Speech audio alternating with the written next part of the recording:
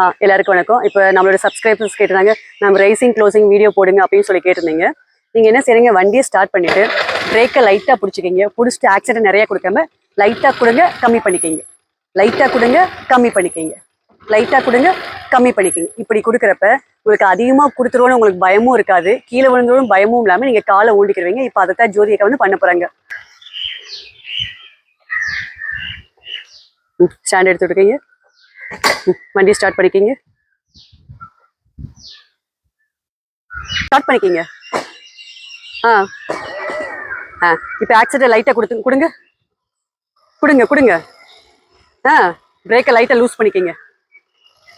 கம்மி பண்ணிக்கிங்க, ஸ்டாப் பண்ணிக்கிங்க. லைட்டாக கொடுங்க, கம்மி பண்ணிக்கிங்க. லைட்டாக கொடுங்க,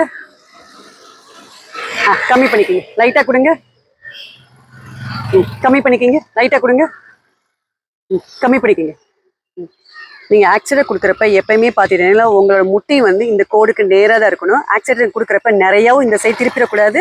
நீங்கள் ஃப்ரண்ட்லையும் ஃபுல்லாக கொண்டு போய் கம்மி பண்ணிடக்கூடாது. நீங்கள் எப்பயுமே நீங்கள் ஆக்சிடென்ட் கொடுக்குறப்ப இந்த 5 விரல் ஃபுல்லாக பட்டிருக்கணும். ஆனால் இந்த இடத்துல இதில் தான் நீங்கள் ஆக்சிடென்ட் எப்பயுமே கொடுக்கணும். நீங்கள் யாருமே 4 விரலில் இப்படி ஆக்சிடென்ட் கொடுக்கவும் கூடாது, இப்படி கம்மி பண்ணவும் கூடாது. ஏன்னா உங்களை அறியாமல் நிறைய கொடுத்துருவீங்க, அந்த யாருமே பண்ணக்கூடாது.